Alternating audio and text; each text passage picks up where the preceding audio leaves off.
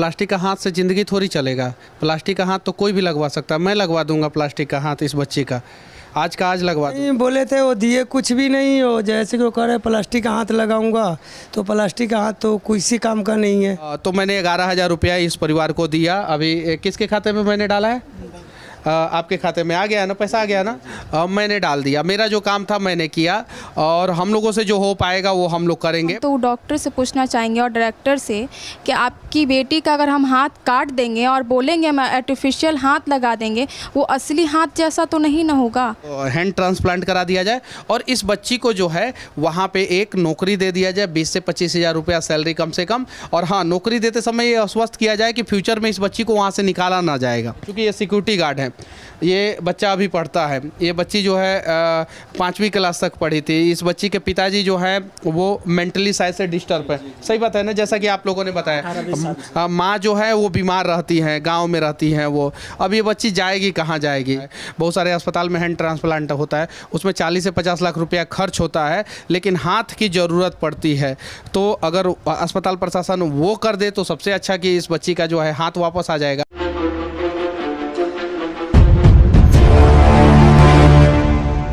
अभी हम रेखा कुमारी के घर है। वही रेखा कुमारी जो कान का ऑपरेशन करवाने गई थी, लेकिन गवा बैठी अपना हाथ डॉक्टर और नर्स के लापरवाही की वजह से। अभी उनका पूरा परिवार हमारे साथ है और साथ में मनीष कश्यप जी भी हैं। हम सबसे पहले उनकी बहन से बात करेंगे, क्योंकि उनकी बहन कान के ऑपरेशन से लेके हाथ के ऑपरेशन तक उनके साथ थी और रेखा कुमारी हमारे पीछे सोई हुई हैं। आप सबसे पहले आपसे हम ये पूछना चाहेंगे, जैसा कि आपने बताया आपको हॉस्पिटल से बुलावा आया था, हॉस्पिटल प्रशासन ने आपसे बात करने के लिए आपको बुलाया था, तो क्या कुछ आपसे बात किया गया? हमको बोला गया कि आर्टिफिशियल हाथ लगाया जाएगा जो प्लास्टिक का हाथ आता है। तो वो प्लास्टिक का हाथ से क्या होगा ये बताइए। पहले तो आप हाथ काट दीजिएगा। हम तो डॉक्टर से पूछना चाहेंगे और डायरेक्टर से कि आपकी बेटी का अगर हम हाथ काट देंगे और बोलेंगे हम आर्टिफिशियल हाथ लगा देंगे, वो असली हाथ जैसा तो नहीं ना होगा। एक प्लास्टिक का हाथ प्लास्टिक का ही हाथ होगा। इसके साथ जो दर्द हुआ है ना, जो हाथ ख़राब हुआ है, जो हम झेले ना, वो नहीं जानते हैं। अभी उनकी बेटी के साथ ऐसा कुछ नहीं हुआ। अभी उनकी बेटी के साथ होता ना तो पूरा सब कुछ खड़ा रहता, तो उनके साथ सब कोई खड़ा रहता। हम गरीब आदमी हैं, मेरे साथ कोई खड़ा नहीं, हम अकेले ही खड़े हैं। एक मिला है मीडिया सपोर्ट जो अभी हम लोग को यहाँ पे पहुँचाया है, नहीं तो मीडिया सपोर्ट के बिना हम यहाँ तक पहुँचते भी नहीं।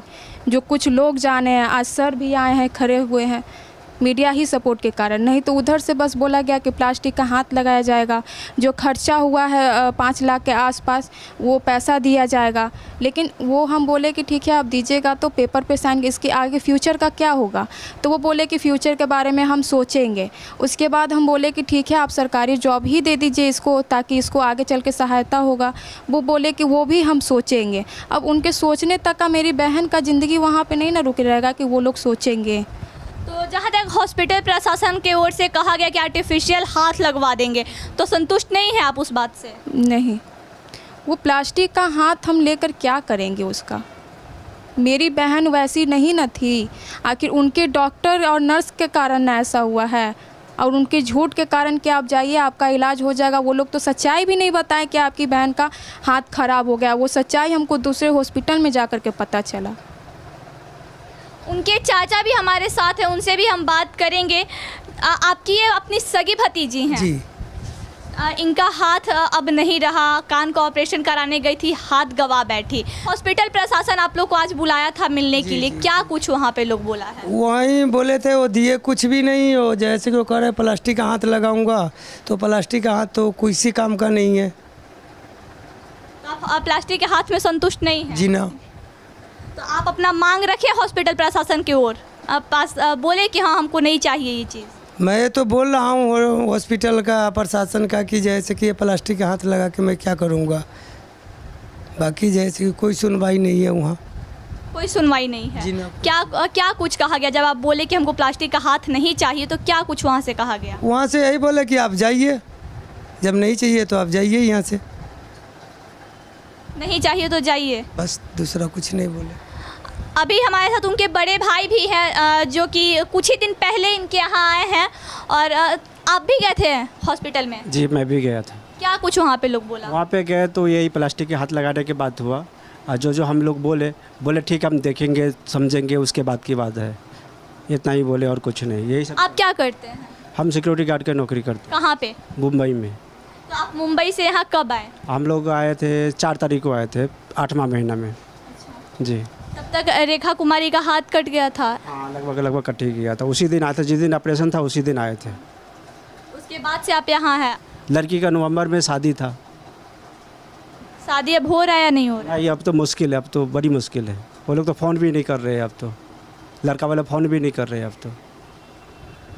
आई थी कान का ऑपरेशन करवाने लेकिन गवा बैठी अपना हाथ। अभी हमारे साथ मनीष कश्यप जी भी हैं, हम इनसे भी बात करेंगे। सर, आई थी रेखा कुमारी पटना में कान का ऑपरेशन करवाने लेकिन अपना हाथ गवा बैठी हैं। ये तो सबको पता है कि डॉक्टर और हॉस्पिटल प्रशासन की लापरवाही की वजह से ऐसा हुआ है।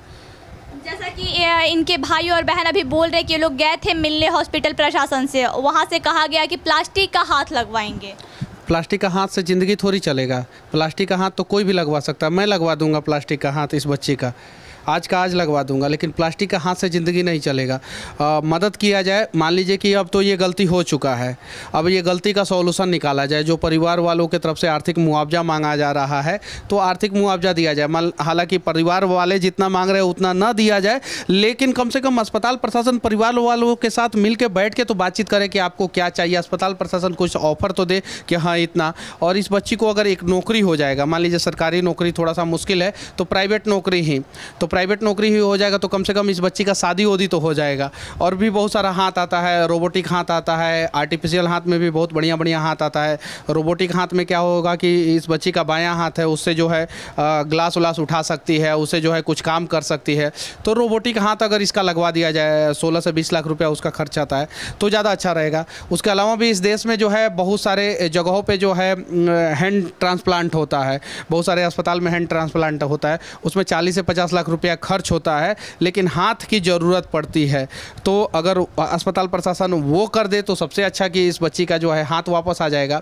लेकिन आर्थिक मुआवजा एक सहारा के रूप में सामने आएगा, तो आर्थिक मुआवजा अस्पताल प्रशासन को इस बच्ची को और इस बच्ची के परिवार वालों को करना चाहिए। चूँकि ये सिक्योरिटी गार्ड हैं, ये बच्चा अभी पढ़ता है, ये बच्ची जो है 5वीं क्लास तक पढ़ी थी। इस बच्ची के पिताजी जो है वो मेंटली शायद से डिस्टर्ब है। सही बात है ना, जैसा कि आप लोगों ने बताया। माँ जो है वो बीमार रहती हैं, गांव में रहती हैं वो। अब ये बच्ची जाएगी कहाँ जाएगी, ज़रा सोचिए, ज़िंदगी तो बर्बाद हो गया। लेकिन सर बोला तो जा रहा है ना कि आर्टिफिशियल हाथ लगवा देंगे। आप कहाँ आर्टिफिशियल हाथ लगवा देंगे तो काम चलेगा आपको? बताइए।